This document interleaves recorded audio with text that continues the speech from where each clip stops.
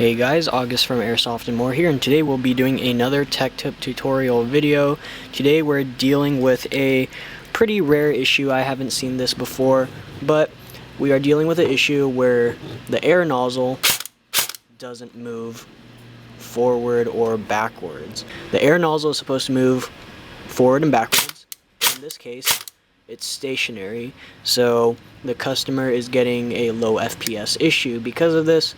So we're going to figure out what's the problem and why it's not moving forward and backward. So first off, make sure you have your gun disassembled to this point. So we have the upper receiver off and we have the stock off. So let's go from here and figure out why it's not working. If you have no experience in taking apart a gearbox, I do recommend taking this to a tech. But if you are savvy with knowing how mechanics work and how to take things apart, then go ahead and give it a shot. So first we're going to start by taking off the motor grip, which is just these two screws right here. Alright, so after you have taken off your motor plate, you'll see the bottom of the motor exposed right here. You have a red wire and a black wire. Remove both of those, like so. And then now you are able to pull your long type motor out from the pistol grip. Next step, down this shaft, you can't really see it on the camera, but there are 2 or sometimes 4, depending on your gun, Phillips screws in there, so you're gonna have to remove them with a pretty long screwdriver that could go all the way down the shaft of the pistol grip. Just remove those 2 screws and then let's pop off the pistol grip. Alright, now that we have the pistol grip removed, there's about 3 more things we need to remove to get the gearbox out of the lower receiver. So first, let's remove the rear pin. So that would be this thing right here. So some of them, they don't have an Allen key head like this. Some of them do. So every gun's different, but you gotta remove the rear pin. So here we go. We're gonna remove the rear pin. Next, we have this pin right here. So I believe this one, you push out the rear. So let's get a pin punch and a small tiny hammer. And actually, no, remove through the other way. The way you know which side it removes from is that with these pins, we have one side that have these grooves on it and one side that's slick. So you want to remove the pin out from where the grooves are, because it won't let you remove it the other way around. So if it has grooves on it, push it out that way. And the last thing we need to remove is the magazine release. Magazine release is the last thing we got to remove. So some of them again have Phillips head, some of them have tiny little Allen keys. In this case it's a tiny little Allen key, so let's remove that. And be careful with these things. The last thing you want to do is strip the screw, because then you will never be able to remove it, or it's just going to take a lot of work to do it. So yeah, just be really careful with these tiny screws. You don't want to strip them. Alright, so the mag release is made of 3 parts. You got the button, you've got the spring, and you've got the rear part. So 3 parts make up the mag release. Now that we have those things removed, we can now pull the gearbox out. What I like to do is put it in between semi and safe and pull from the rear, and there we go. We now have the gearbox out of the lower receiver. Try and shimmy those wires out the rear, and there we go. We now have our gearbox removed.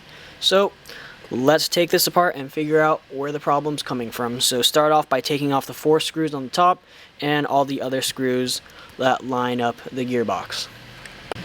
Alright, now we have all the screws removed, so we are now going to crack open the gearbox shell. What I really recommend doing is putting a screwdriver or a pin punch through the rear to hold the spring in place, because if you open up this gearbox without anything holding down the main spring, things will go flying. So have something holding it down, grab a flathead screwdriver and kind of pry it open from here. Alright, so pry, and then hold down the cylinder with one finger and slowly open up. Oops, and there goes the spring guide. So now we have our gearbox open. Let's figure out what's wrong. Alright, and if the same thing happened to you like me where a few things went flying out, let's just make sure that we have all the components here so we're not missing anything. So we have the anti-reversal latch. There we go. There's the anti-reversal latch, and you can see that there's a tiny little spring attached to it. So make sure you got both of these. We have the spring guide, which tends to fly out sometimes. You got your spring. We got spring guide, anti-reversal latch. Let's use your flathead screwdriver and press up on the spring, so that way we can remove the cylinder head, tappet plate, and everything right here. So here we have the air nozzle. It wasn't moving, and it's probably because it somehow became detached off the tappet plate. So this is how the air nozzle moves around. It's connected to this tappet plate, and that's how it moves every time. When it's feeding BBs, just moves up and down like that. So it became disconnected somehow. Probably one of these are at fault. Looks like the tappet plate can be worn out, but the air nozzle looks like it could be worn out too. So probably the best decision to do right now in order for this not to happen again is probably replace both parts. So let's do that and see if that helps. Alright, so right here we have a brand new SHS M4 air nozzle, and we also have a brand new SHS tappet plate. There we go. So brand new air seal parts right here, and it's gonna go right on the cylinder just like this. So let's see if we could fit it on there. Let's get the alright, air nozzles on, and let's just put the tappet plate on like so. So cool. So this is how it's gonna be. Make sure you get your little spring thing here, your tappet plate return spring, put it on there, and now we could start reassembling this gearbox. So let's drop it in like so. Alright, make sure everything's all nice and good, and we need to put this spring, attach the other end of the spring right here, your tappet plate return spring. We need to put this spring and attach it to this little peg right here. So let's do that. Alright, all nicely like that. So only thing we need to do now is put back the anti-reversal latch. So make sure you have the spring correctly put on the anti-reversal latch. We have to take off the bevel gear, put it on like so. You see here, springy. You're gonna have to move it back. So put the AR latch back and place the bevel gear. Might be difficult at first, but there we go. So we got the anti-reversal latch there, we got the bevel gear there. You can see that it's missing the bearing, just like these, missing the bearings that these two have, because it's attached to the top side or the other half of the gearbox. So if you want, you could take it off and put the bearing right there, or bushing. So now everything is assembled right there. Only thing we need to do is now put this spring in, and we can start closing up the gearbox. So this may be difficult, it does require a bit of skill, but you're gonna have to put the spring guide in there, push it in, and be careful because the spring is pretty powerful. So what you're gonna have to do is hold it down and try and fit this top half of the gearbox on while you're holding it down. So let's see if we could do it.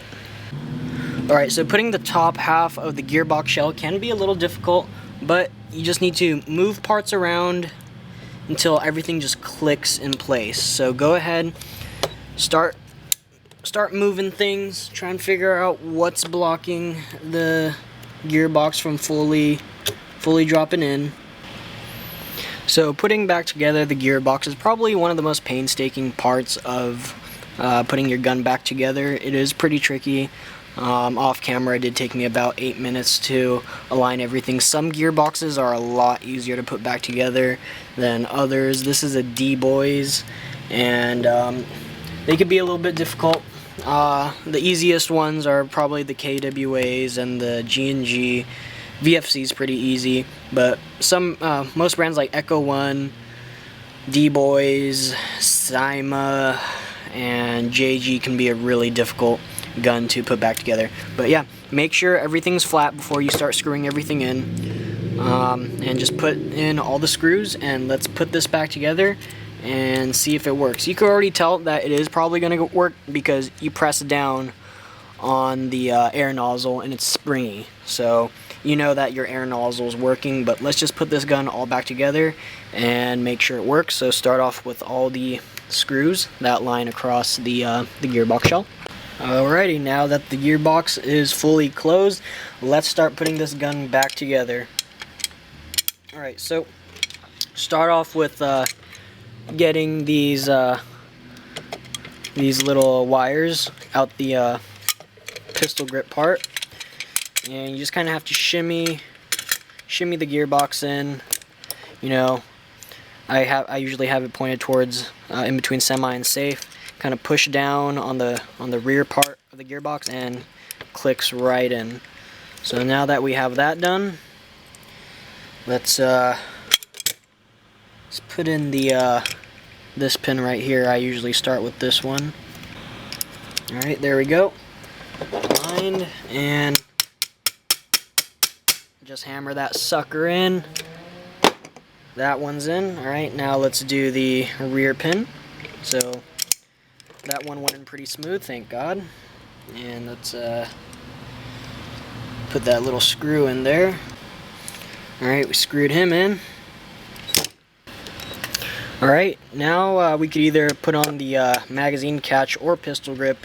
Usually I'll go with the pistol grip just so I could put the motor in and make sure that 100% everything's working, because if it's not, then you'd have to take out the mag catch, and that's one more step to disassembling the gun. So before fully assembling any gun, I just make sure that all the internal components are working. So if we're going to go with the pistol grip, let's screw in those two screws down the pistol grip, and then drop in the motor. Alright, now that we have the pistol grips screwed into the gun, we're going to drop our motor in. Make sure red is always facing towards the front of the gun, so we're going to drop it in. Alright, make sure it's all springy. Now connect the two wires to their little terminals on the motor. Now that both the wires are connected to the motor, let's put on the motor grip or motor plate. Alright, so there's a front screw, and here's the rear screw. Alright, make sure that they're nice and tight so your motor is perfectly meshed with your gears at the right angle. Not having the screws in tight enough can screw with your angle of how your motor hits the bevel gear. So now that that's nice and tight, let's make sure everything works. So we're going to connect the wires right here to our battery, and let's pull the trigger and make sure everything works. And there you go. You have movement in the air nozzle.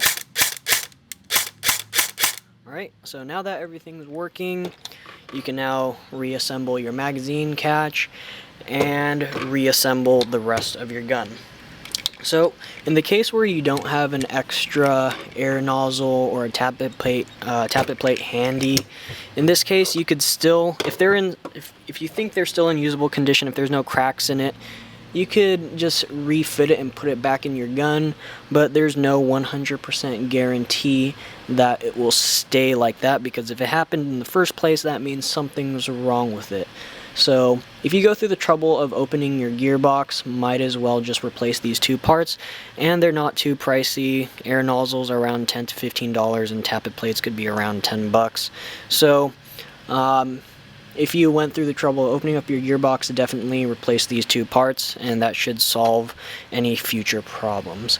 So if you guys enjoyed this video, make sure to like and subscribe. If you have any comments or questions, leave one in the comments section below. And yeah, that's pretty much it. So thanks guys for watching. This is August from Airsoft and More, signing off.